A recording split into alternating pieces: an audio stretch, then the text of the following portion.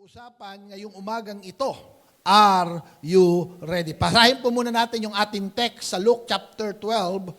Simulan po natin sa verse 42 hanggang verse 46. The Lord answered. The Lord answered, "Who then is the faithful and wise manager, whom the master puts in charge of his servant, to give them their food allowance at the proper time? It will be good for that servant whom the master finds doing so when he returns. I tell you the truth, he will put him in charge of all his possessions. But suppose the servant says to himself, 'My master is taking a long time in coming.' And he then begins to beat the men servants and maid servants, and to eat and drink and get drunk. The master of that servant will come on a day when he does not expect him, and at an hour he is not aware of. He will cut him to pieces and assign him a place with the unbeliever." May the Lord bless the reading of His Word. Dito pala si Lord, may ine-expect. Amen. Doon sa binasa natin, may servant. Yung master dito, ito si Lord. Sino rito naniniwala ang master natin si Lord? Amen. Ang Panginoong Jesus, siya ang master natin. And mga kapatid, yung master natin may ine-expect sa'yo. Amen. At tinitingnan ng Diyos, ready ka ba? Una, number 1, God is looking for people that are faithful. Sabi mo sa katabi mo, faithful. Doon po sa binasa natin, sabi ron, the Lord answered, "Who then is the faithful?" Tingnan mo yung katabi mo, mukha bang faithful yan? Amen. Sino rito, naghahanap ka ng matapat? Ikaw, bago ka yung iba, pag naghahanap ng mapapangasawa, hinahanap yung maganda. Amen. O, anong dapat mong anong hanapin mong asawa? Maganda o mabait? Hindi. Maganda o mabait? Mabait. Tinanong ko yan eh. Ronald, tinanong ko, anong gusto mo mapangasawa? Maganda o mabait? Sabi nung sumagot sa akin, Pastor, maganda. Sigurado ka maganda? Oo, bakit? Yung maganda po, pwedeng bumait. Yung bumait, maganda naman ang puso. Amen. Pero nag-joke lang siya. Sabi niya, of course, Pastor, gusto ko yung may tamang puso. Amen. Aanin mo ang maganda kung hindi tapat?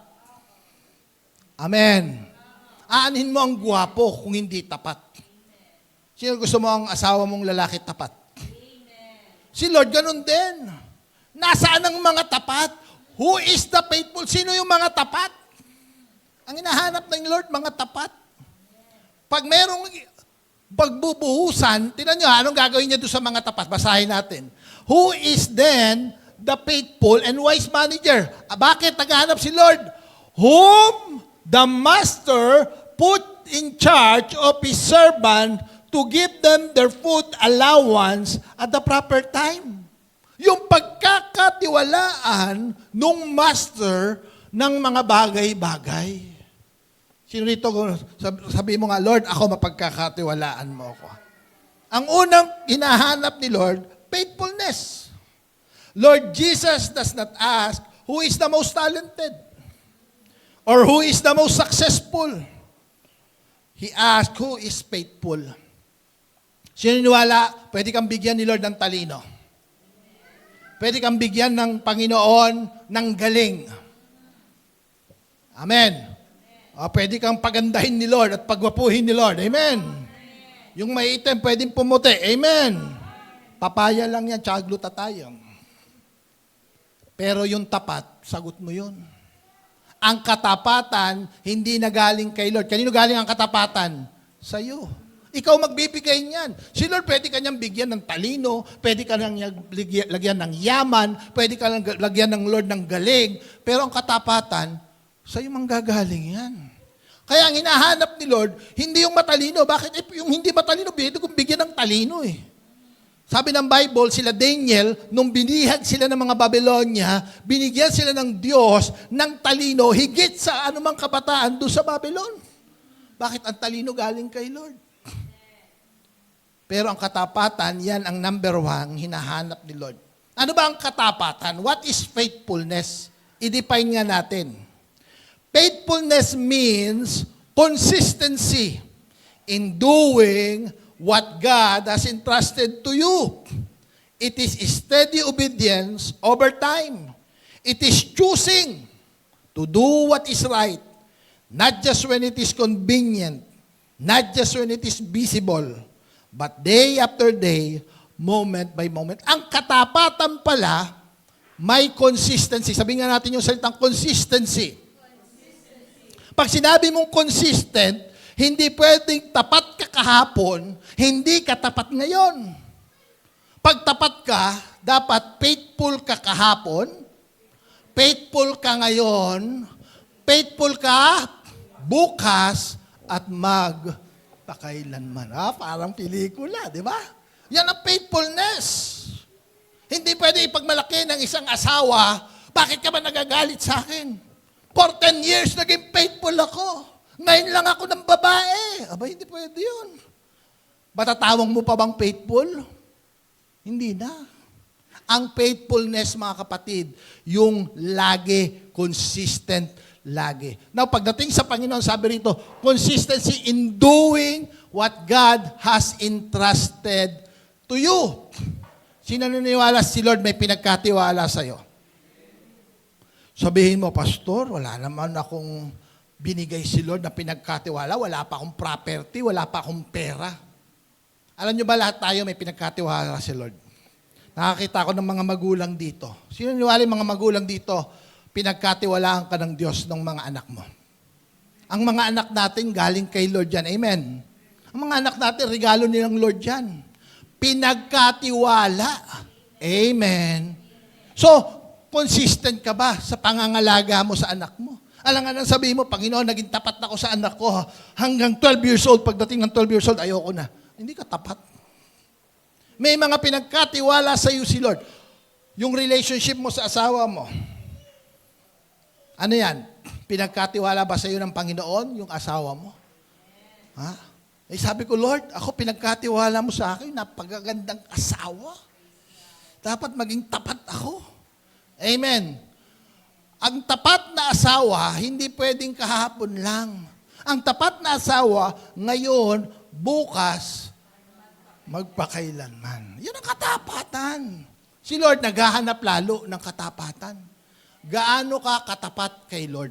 Kung paanong ang asawa nanghahanap ng tapat na asawa, ang Lord naghahanap ng tapat na tagapaglingkod niya. Amen. Tingnan niyo, sabi rito, it is a steady obedience. Sabihin nga natin obedience. Si Lord naghahanap yung obedient. Hindi ka obedient kahapon, hindi ka obedient ngayon. Tingnan nyo, sino rito may mga anak ako? May mga anak ako. Pag inutusan mo ang anak mo, ang magic word lagi ng sagot ng mga anak, pakiayos nga yung ganito, sasagot yan, opo. Few hours later, yung pinagagawa mo, hindi pa ginagawa. May nakaranas na ba ng ganyan?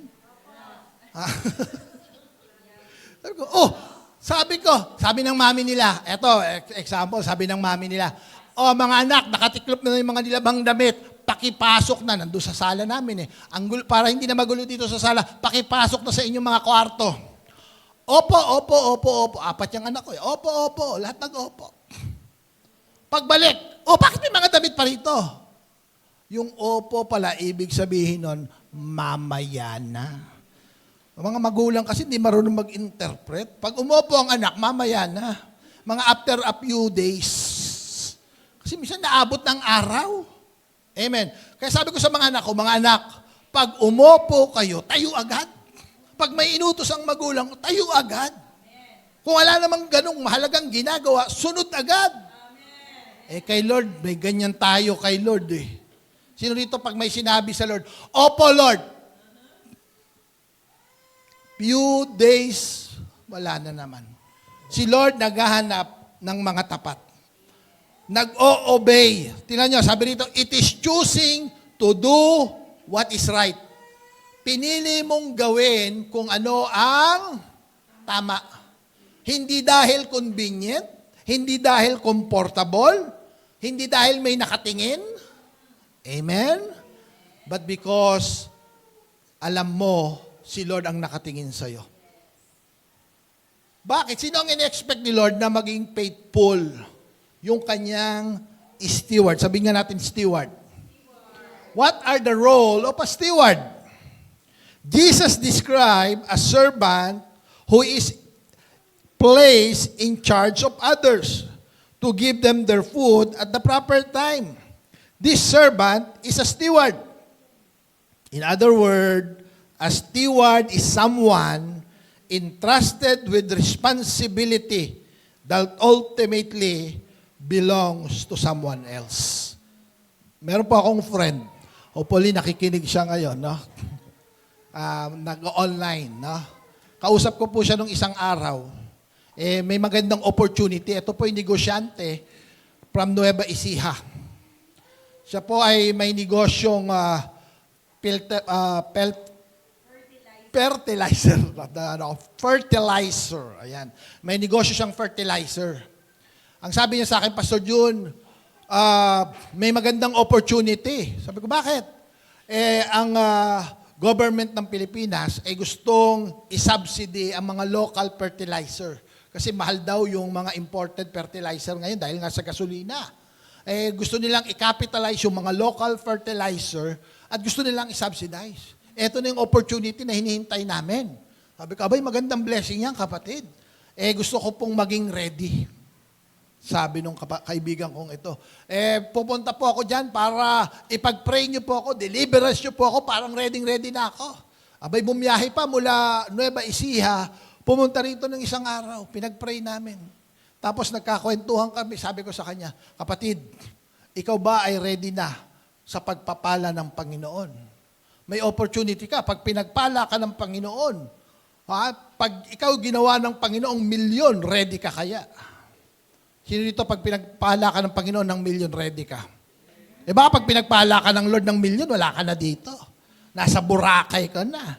Naka-sunglass, inom-inom ng buko. Amen. Sabi niya, hindi, Pastor. Sabi niya gano'n, ready po ako. Gusto ko po, kung ako'y pagpapalain ng Panginoon, magamit yung pagpapalang binigay ng Lord para sa Kanya. Sabi ko, ano mo? Sabi niya, maglalagay po ako ng mga hub. Yung mga hub, dyan po nakadisplay yung mga fertilizer. Dyan nila i-educate yung mga farmers about the importance ng kanilang organic fertilizer. Pinakita niya sa akin yung drawing. Sabi ko, maganda dyan. Sa baba, hub ng fertilizer. Ang purpose ng fertilizer, palaguin ang mga halaman. Di ba? Sa taas, lagyan mo ng church. Bakit? Sa church, palaguin naman yung spiritual life natin. Amen. Sabi niya, magandang idea yan, Pastor. Sige, yung second floor ng mga hub, plano natin, pag pinagpala tayo ng Lord, gagawin nating church. Tapos sabi, ilan ba ang plano mong hub? Sabi niya, Pastor, hopefully by 2028, pag tuloy-tuloy yung project na ito, 50 hub all over the Philippines by 2028. Grabe. Marami tayong gagawin pag pinagpala ng Panginoon yung kapatid natin. Amen? Kung nakikinig ka, in-announce ko na. Sabi niya sa akin Sabi ko, Pastor, lalagyan ko ng Christ the Rock. Aba, sabi ko, Christ the Rock talaga pinangalan mo, Sige, gawin natin yan. Kaya lang, are you ready? Madaling mangako pag wala pa yung pagpapala. Amen. Pero ako naniniwala naman ako sa iyo, kapatid. Tutuparin mo yung pangako mo sa Panginoon. Amen? Alam mo, mahilig tayong mangako Di ba? Nakakita ka nung may sakit, yung hindi makatayo sa ospital, Lord, paghalingin mo lang ako, maglilingkod ako sa iyo. Siyempre, nasa hospital nung pinagaling, naglingkod ba? Doon makikita, ready ka ba? Sino dito nagsisimula ka ng negosyo? Sabi mo, Panginoon, pagpalain mo lang tong negosyong ito. Ang pagpapalang ito, gagamitin ko para sa iyong kaparihan. Hindi lamang ako pagpapalain, pati mga tao sa paligid ko, magiging pagpapala. Amen. Kailangan maging steward ka. Ano ang steward? Ano ang tamang utak ng steward? Ito kasi problema natin. Yung utak ng steward at saka utak ng may-ari. Ang utak ng steward, hindi ako may-ari nito. Amen. Pinagkatiwalaan lang ako. Alam niyo, minsan may mga nagiging problema sa lupa. May mga napapanood ako, may mga naririnig ako, na mayroong isang katiwala, pinatira lang nung isang may-ari ng lupa doon sa lupa niya kasi mag-a-abroad siya. O bahala ka na muna dyan mo patirahin mga anak mo, walang problema. Hindi ko naman ginagamit yung lupa, bayaan mo na muna, bahala kayo dyan, magtanim kayo dyan. Nagpunta sa ibang bansa. Nung pagbalik, sabi niya, naku, gagamitin ko na yung lupa ko. Abay, pagbalik niya, nakita niya may nakatayo ng structure. Ang ganda na ng property. Teka, ba't yung tinayo ng structure? Lupa ko yan ha. Balis na kayo rito. Ay, hindi, magkakademandahan tayo. Ba't kami aalis dito? Amin na to. Abay, inangkin na yung lupa. Ang hirap pa naman sa Pilipinas, ang hirap magpaalis ng nakatira. Hindi na, wala silang titulo, hindi sila may-ari. No? May mga yung isang pamangking ko nga, nabili na yung lupa, may nakatira doon, abay, bayaran niyo muna kami bago kami umalis. Sabi ko, grabe. Kasi nga, ang utak sila may-ari. Minsan ganyan tayo kay Lord. Sininiwala ang may-ari ng buhay natin si Lord. Kung ano mang pera meron tayo kay Lord. Dali mag-amen, ha? Pag hiningi ba ni Lord, kaya magbigay kay Lord. Pag sinabi man ni Lord, mag-serve ka sa Kanya, kaya mo mag-serve sa Kanya. Minsan nga, wala tayong oras kay Lord. Anong mas mahalaga? Swimming o si Lord? Paano kung linggo, sa halip na mag-serve tayo kay Lord, mag-worship tayo kay Lord, may swimming? Ano kayang pipiliin mo? Ha? May nag-invite sa'yo. Uy, church tayo, Sunday. Ay, oo, sige. Biglang may nag-invite din sa'yo. Uy, swimming tayo. Teka lang. Ano ang pipiliin mo? Swimming o church? Diyan malalaman, ready ka ba? Steward ka ba ng oras mo? Sino wala ang oras natin galing kay Lord? Bigyan natin kay Lord. Ang steward, tinitignan niya ang sarili na hindi ako may-ari, may pinagkatiwala lang sa akin. Now listen, makinig kayo, tingin niyo ako. Si Lord, naghahanap ng pagkakatiwalaan ng malaking bagay. Pero si Lord, bago siya magtiwala sa malaking bagay, titignan niya muna, mapagkakatiwalaan ka ba sa maliit? Amen. Sino rito may mga pinagkatiwala sa si Lord? Maliit lang. Sabi ko doon sa isa, grabe, negosyo. Di, pastor, maliit lang.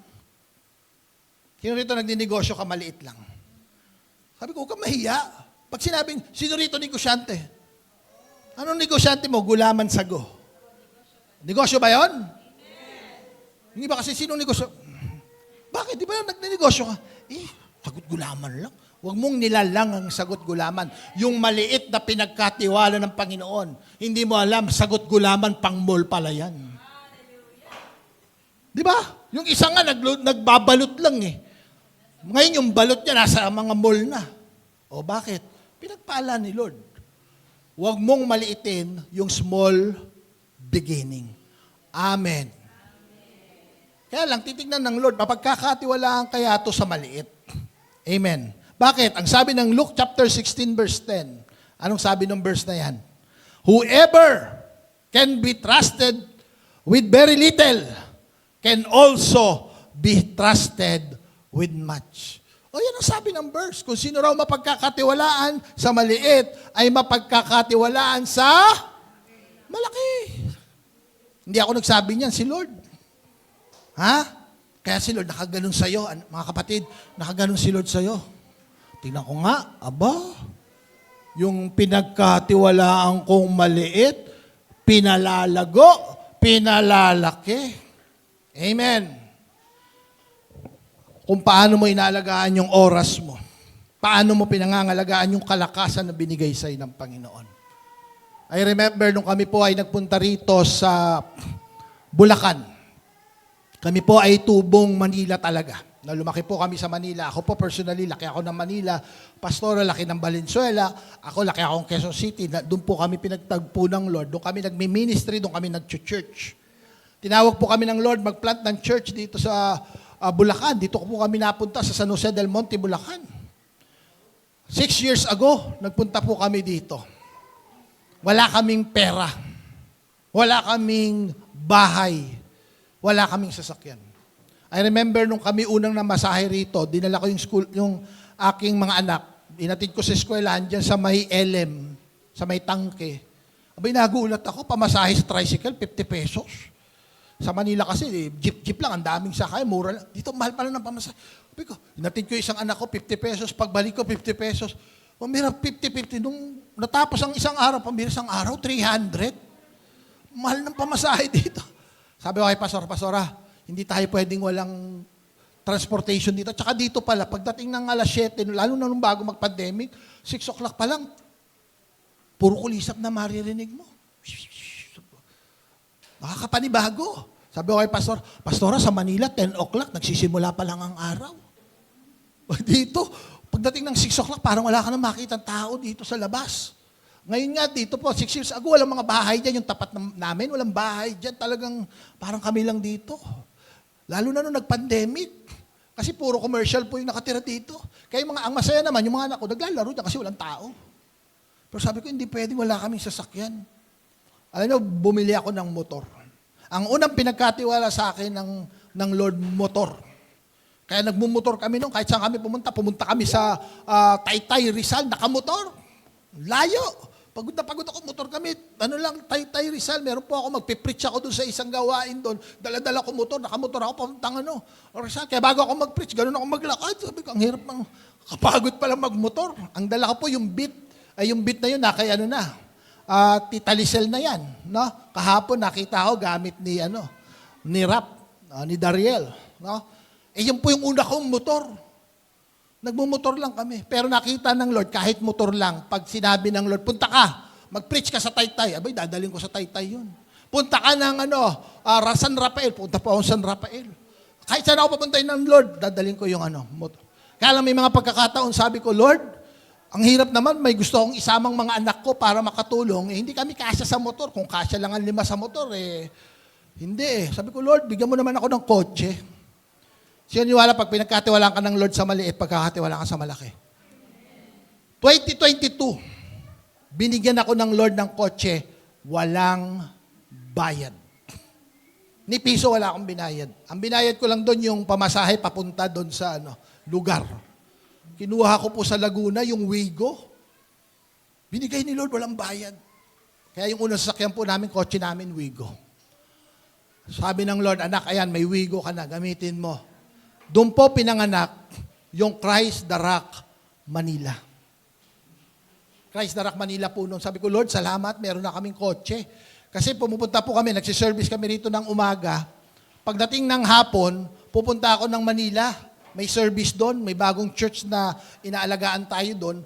Magpipreach ako ng hapon. Umaga dito, punta ako Manila magpipreach. Sabi ko, Lord, salamat, may kotse na kami.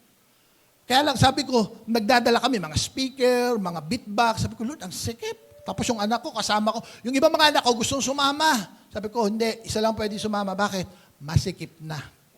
Ang liit lang Nag-pray kami, Lord, bigyan mo naman kami ng 7-seater. Pag nakita ka ng Lord na tapat sa maliit, pagpapalain ka sa malaki. Amen. Binigyan na po kami, I think 2 years ago, binigay ng Panginoon, binigyan kami ng Stargazer. Palakpakan nga natin si Lord. Sino rito, gusto mo bigyan ka ng Lord ng mas malaking bahay, mas magandang bahay? Sabihin mo, Lord, itong bahay lang na ito, ganito pa to. Pagamitin ko to para sa'yo. Yung maliit na tiwala na binigay sa'yo ng Panginoon, palalakihin ng Panginoon yan. Amen. Sino rito may simula kang negosyo? Ha? Si Rubilin may itlogan yan Di ba? Sabihin mo, Lord, ito, Lord, lahat ng kikitain dito, may portion ka dito, Lord. Pag nakita ng Lord, mapagkakatiwalaan kayo sa maliit, pagkakatiwalaan kayo ng malaki. Nanlinaw. Hindi ako nagsabi. Whoever can be trusted with very little can be trusted with much. Why? Because small act of obedience, repeated over time, create a life that honors God. Si Lord hindi na-impress dun sa one time, big time. Are you listening? Minsan tayo kasi one time, big time. Oh Lord, Nag-sacrifice ako ha. Ang laki ng in-offering ko, Lord ha. After nun, wala na. Teka lang, one time, big time ka. Si Lord mas nai-impress yung maliliit na obedience na ginagawa mo, pero consistently patuloy mong ginagawa. Sabi ng Lord, itong anak ko na to, tapat. Amen. Ang hinahanap ni Lord, yung mga tapat. Tingnan mo yung katabi mo, tapat ba yan? We honor God if we are consistently obedient sa mga maliliit na bagay na gusto ng Panginoon sa buhay natin. Amen. Number 2, focus. Si Lord ay naghahanap ng mga faithful na focus. Sabihin natin, focus. Pag sinabi nating focus, hindi basta-basta nawawala sa atensyon. Now, tingnan nyo. Hindi mo pwedeng paghiwalayin yung focus at faithfulness. Kaya ka faithful kasi focus ka. Example, binigyan ako ng Panginoon ng napakagandang asawa. Hallelujah. Diba? Dapat ang mata ko, nasa asawa ko lang. Focus. Amen? Every day, lagi kong sinasabi ito sa kanya, sweetheart, paganda ka ng paganda. You're so beautiful. Namumula na si Pastora. Pero, pag hindi ako focus sa asawa ko, may dumaan na sexy, na very revealing ang damit. At napalingon ka. Sabi nila, Pastor John, yung unang tingin, aksidente. Oo nga naman, di ba? Yung sex, ano ba naman yung damit na yan? Ayan, aksidente, hindi ko naman sinasadya. Yung pangalawang tingin, ano daw? Ayan nako, sinadya na yan, may pagnanasa na yan. Kaya yung iba, pag may nakitang sexy, ay, ano mo naman yun, tinagalan na. Ganon din yon. Sabi mo, focus ka lang. Huwag ka madidistract. Kahit kaano kaganda yan, mas maganda ka, sweetheart. Huwag ka magalang. Amen. Yun kaya nagiging tapat. Yung iba kasi ine-entertain. Sabi mo, huwag mong entertain. Yung mga distraction. Ha? Ronald, huwag mong entertain. Yung mga distraction. Hindi, pero merong distraction. Natanong ko, meron bang mga babae na mga sexy revealing manamit? Wala ba meron? Eh meron nga, minsan kami na, nung wala pa kaming sasakyan ni Pastor, nasakay kami sa jeep. Pag sakay sa jeep, yung babae, napaka-eksi ng palda naka-spaghetti, ang luwag ng damit. Pag sakay, hirap na hirap sumakay. Yung mga lalaki, napatingin talaga. At pag upo ng babae, sabi pa ng babae, ano ba titingin nyo? Mga bastos. Sabi ko, sa isip-isip ko, sino bang bastos? Yung nagsuot ng gano'n, yung mga lalaki napatingin. Sasakay ka ng jeep, natural, aakyat ka ang hirap, yuyuko ka, ang damit mo, ang nipis, ang iksi, hindi mo alam paano mo itatago. Amen. Kaya mga babae, kaya lang pagka sinabihan mo naman, ba't kasi kanya kayo magsuot? Magagalit naman sa mga lalaki. Pero mga lalaki, kahit ano pang suot niyan, focus. Huwag ka mag-focus doon sa nakasuot. Mag-focus ka doon sa asawa mo. Amen. Mag-focus ka sa tama. Ang Diyos naghahanap ng mga focus. Saan ka dapat focus? Master's will. Ano bang kalooban ng Diyos? Doon ako focus. Kasi maraming aagaw sa'yo. Doon sa plano ng Diyos. Totoo ba si Lord may plano sa buhay mo? Amen. Sabi ng Jeremiah chapter 29 verse 11, For I know the plans I have for you, declares the Lord. May plano si Lord. Kaya lang pag hindi ka focus, yung plano ni Lord, napapalayo ka. Amen. Sabi ng Lord, anak, gusto kitang gamitin sa eskwelahan mo. Kaya lang, nawala ka sa focus. Hindi, kailangan mag-aral akong mabuti. Huwag na muna yung mga Bible study na yan. Huwag na muna si Lord. Nawala ka na sa focus. Ano bang will ng Lord? Yumamang ka? Ano bang master's will? Dumami pera mo? O kaya ka payayamanin ng Lord para magamit ka niya, para ipinance ang kingdom niya? Amen. Alam niyo, ang pera, hindi naman natin madadala yan talaga. Amen. Sabi ko sa mga anak ko, anak, ang success ng buhay nyo, hindi nakadepende sa dami ng pera ng bank account mo. Kasi maraming mayayaman, maraming pera, wasak ang pamilya. Amen. Maraming tao, maraming pera, pero walang kapayapaan sa puso. Amen. Bakit? Hindi na focus. Focus is about direction. It is about where your attention, your energy, and your priority are fixed. Ano ba priority mo sa buhay? Amen. Ano ba priority mo? Ang priority mo ba mag-ipon ng pera? Ang priority mo ba makatapos ng pag-aaral? Para saan? Sa mga estudyante, tatanungin ko kayo, ba't kayo nag-aaral? Pastor, gusto ko po kasing maging journalist. Gusto ko po kasing maging teacher. Gusto ko po kasing maging IT. Tapos, pag naging IT ka na, di malaki sweldo, di enjoy ang buhay. Mahilig po kasi ako magsulat. Mahilig po kasi ako sa coding. Mahilig po kasi ako magturo. Mahilig po ako sa bata. Tapos, yung ba purpose ng buhay mo? Mag-coding ka? Hanggang maputi na buhok mo? Magsulat ka? Hanggang maubos ang tinta ng ballpen mo? O meron ka talagang purpose, plano si Lord sa buhay mo? Alamin mo, ano ba plano ni Lord sa buhay mo? Then you begin to focus. And everything else falls into place. Kaya yung mga iba, pag may ginugol, pag na-attain na nila yung goal nila, they feel empty. Sabi nga ni Jim Carrey, akala niya pag marami na siyang pera, ultimate success. Sabi niya, meat lang daw yon. Sa dulo, wala pa ring saysay. Everything is empty. Amen. Because we need to focus on the ultimate plan of God. In the Christian life, focus means keeping your eyes on God's purposes rather than being pulled away by temporary pleasure, pressures, or pursuit. Paano mo malalaman, Pastor June, kung tama na ang focus ko? Ito yun, dapat meron kang tamang perspective. Sabi mo, perspective. Ang natural perspective kasi ng tao, nakalin tayo towards temporary things. Ano yung mga temporary? Pera, pleasure, comfort. Temporary lang lahat yan. Amen. Dapat malaman natin, matuto tayo ng tinatawag natin na eternal perspective. What is eternal perspective? Eternal perspective is if you only see this life, you will prioritize temporary things. But if you only think about today, you will live for immediate comfort. Dapat po ang makita natin eternal perspective. Tingnan nyo dito, sabi rito, but when you begin to see eternity, everything changes. Nababago ang lahat. Amen? Tingnan nyo, yan, lumabas na rin. Ha?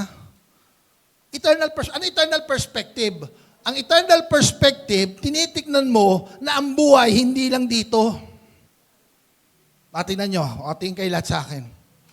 Gaano katagal ang tao mabubuhay sa mundo? Sabihin mo na, ang average daw ngayon ng mga Pilipino, ang buhay nasa 70 to 80 years old. So yung iba sa atin, baka kumakalahati na. So yun lang daw. After nun, ano na? Sabi ko nga sa inyo, parang ang bilis ng buhay. Pag iniisip ko, parang dati, bata lang ako, nagbabasketball ako. Naglalaro lang ako ng volleyball, basketball. Ngayon, may pamilya na ako, may sarili na ako mga anak. Ang lalaki na ng mga anak ko. Yung mga may maliliit na baby rito, di ba? Habol-habol ka ngayon. Ang bilis lang yan. Kami nga, namimiss namin, parang gusto namin ulit magka-baby. Nakakamiss. Mabilis lang yan. Kaya nga sabi ko sa asawa ko, sweetheart, yung mga bata, enjoy na natin hanggat kasama natin. Di ba? Enjoy na natin kasi one day, ang mga yan, magugulat na lang kami. Ma, may pinapakilala ko. Mag-aasawa na anak ko. Di ba? Kaya hinahanda ako na sarili ko. Kasi yung panganay ko, ilang taon ka na, Ethan? 21 na yan. 20 lang pala. Pinatanda na kita. Ready na anak, ready na. 20 years old na panganay ko. Ready na ako. Magsi-second year college na. After the second year college, magti-third year college, fourth year college. Sabi ko, pagkatapos yun ng college, magkasawa na kayo. Basta tamang tao lang yung ibibigay ni Lord sa inyo. Amen? Abay, ang bilis. Kung wala kang eternal perspective, ang tingin mo ito lang ang buhay, ang paghahandaan mo lang ito. Amen. Ang paghahandaan mo lang, magkaroon ka ng pera, magkaroon ka ng bahay, magkaroon ka ng sasakyan, mapag-aral mo yung mga anak mo. Bakit? Ba't ka nagtatrabaho? Para mapag-aral ko yung mga anak ko. O ngayon, pag nakapag-aral, para sila ay magkaroon ng future, para sila ay magtrabaho, para yung mga anak nila mapag-aral. Paikot-ikot lang. Yun lang ba talaga ang buhay? Bakit? Mga kapatid, sa dulo, ganun pa rin yan. Lahat tayo mamamatay. Pag wala kang eternal perspective, hindi mo pahalagahan yung eternity. Ang pahalagahan mo yung temporary. Kaya ang tao, pag tinanong mo, maten ka ng church o maten ka ng swimming? Anong pipiliin? Swimming, ang init ngayon, sarap-sarap mag-swimming. Ba't ako mag-church? Amen. Anong pipiliin ng tao? Maglaba, magsimba. No, di ba? Maglaba. Di ba? Yung iba, pero sabihin mo sa katabi mo, buti ka pa, nagsimba. Amen? Yung iba maglalaba, linggo, hindi na nag-worship kay Lord. Yung iba nagtataas ng kamay para kay Lord. Ikaw nagkukusot para sa labada. Sabi ko, Lord, ang mga tao walang eternal perspective. Sabi ko nga, tingnan nyo.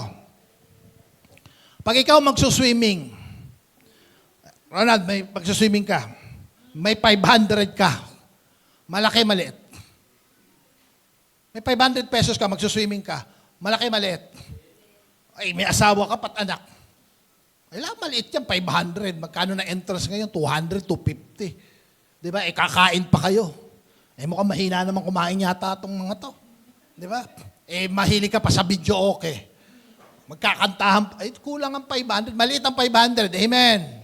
Kami nga, nung birthday ni Pastor, nag-birthday yun, nagpa-swimming kami, nasa 10,000, mahina. Aawit pa yung mga pamangkin, ice cream, naku po, sabi ko. Pero pag pumunta ka sa church, magbibigay ka ng 500, titignan mo yung 500, malaki, maliit. Ang laki naman, yung offer. Wow, pag-swimming.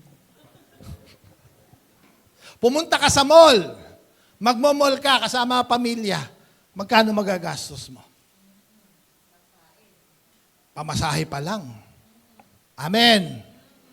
Ha? Meron ba rito yung pupunta ka sa mall, sabihin mo sa SM, ayoko pumunta ng mall. May sasakyan ba pupuntang mall? Wala, hindi na magmo-mall. Wala, hindi ka naghihingi ng sasakyan. Magko-commute ka, mamamasahe ka, gagastos ka para lang pumunta sa mall. Minsan may mag-church pa, may sasakyan ba? Walang sasakyan, hindi ako makapag-church, walang sasakyan. Buti pa si mall. Willing mong gastosan. Kasi nga, ang iniisip mo, temporary lang yan. Kakain ka. Magkano ang milk tea ngayon?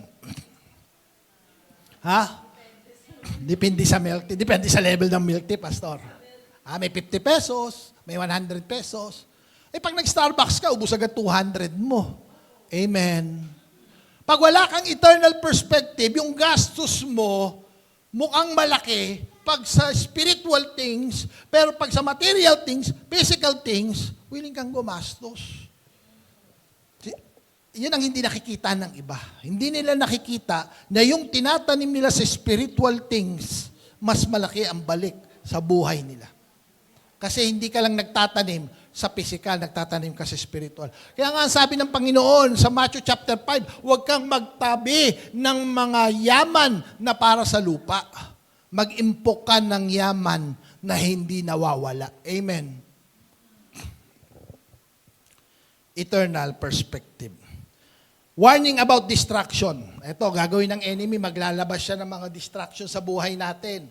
Mga bagay para mawala tayo sa focus. Many believers don't fall away because they stop believing. They fall away because they lost focus. Life becomes busy. Ayan yung mga nabibisi sa eskwelahan, sa trabaho. Schedules become full.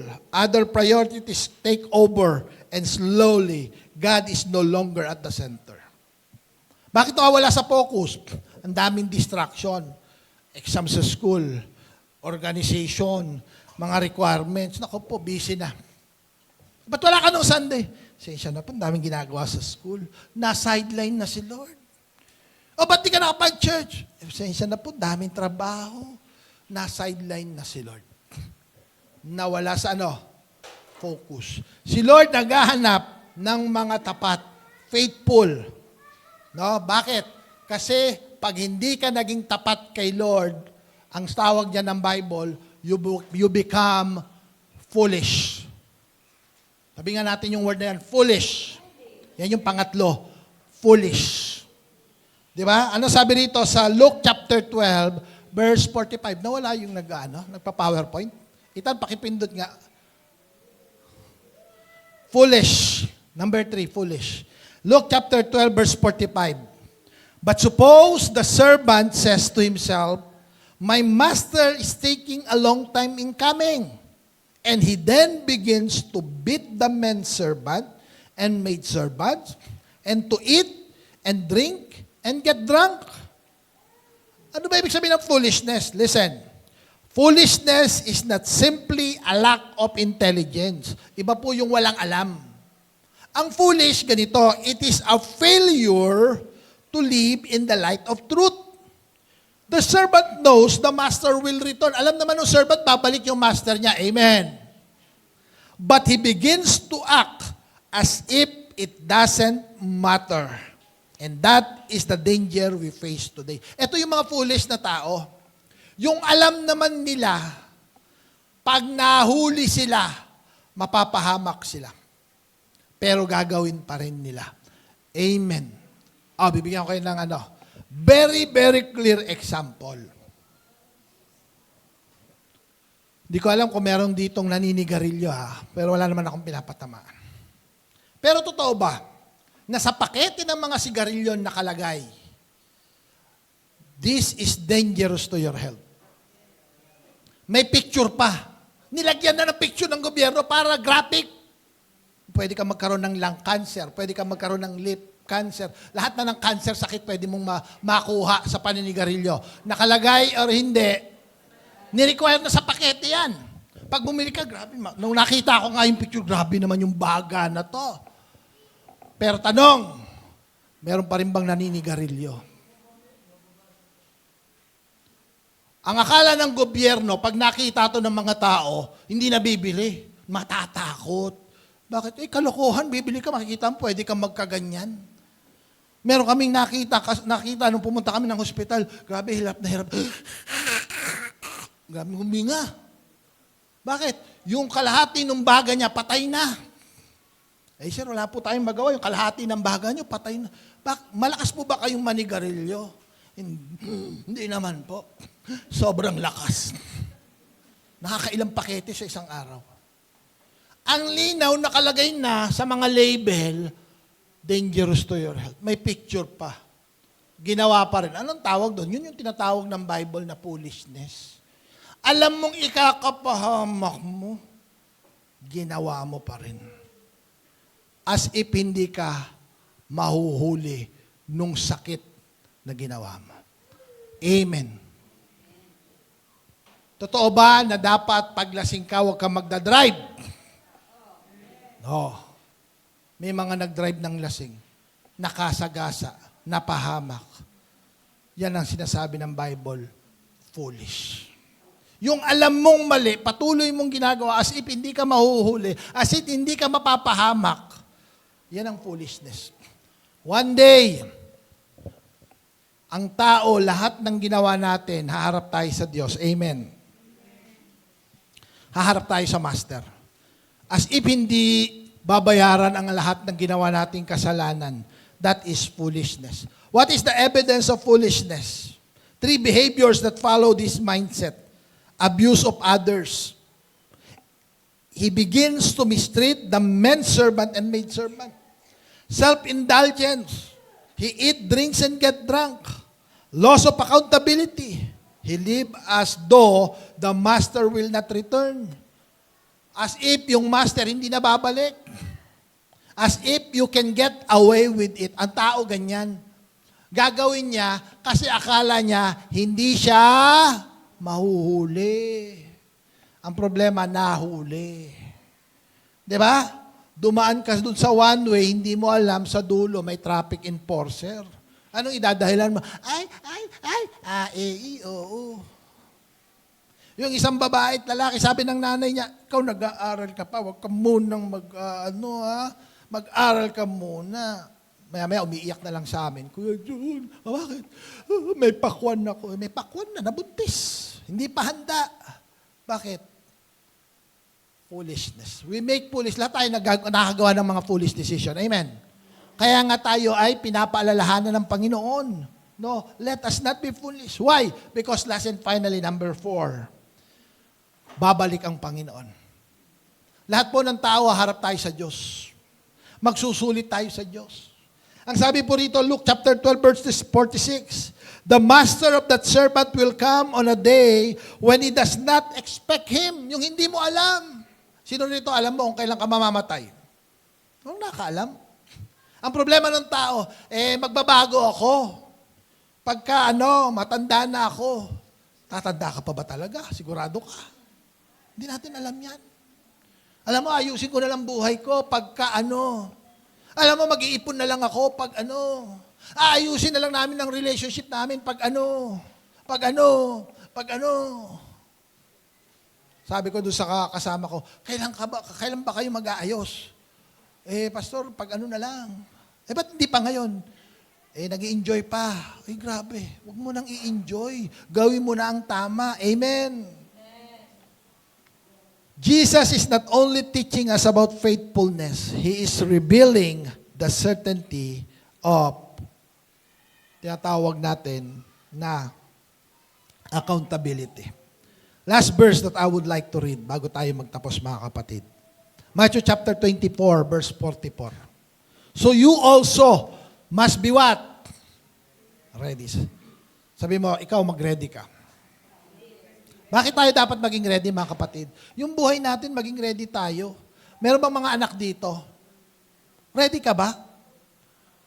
Ikaw ba ay sumusunod sa mga magulang mo? Sino dito niwala, sabi ng Bible, honor your father and mother because they are good to you. Yung ba sabi ng Bible? No. Hindi ka sumusunod sa magulang mo dahil mabait sila. Sumusunod ka kasi inutos ni Lord yan. Amen. So sabi ng Bible, so you also must be ready because the Son of Man will come and at hour when you do not expect Him. Yung hindi mo alam, darating ang Panginoon. Hindi mo alam, maharap ka na sa Lord. Kaya dapat inihahanda mo na ang iyong sarili. Pwede ba tayong tumayo, mga kapatid? Let's all stand up.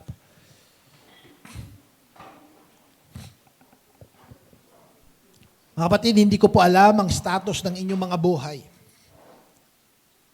Hindi ko alam kung ano nang relasyon mo sa Panginoon. Meron pa akong kasama, sabi niya, nagkita kami.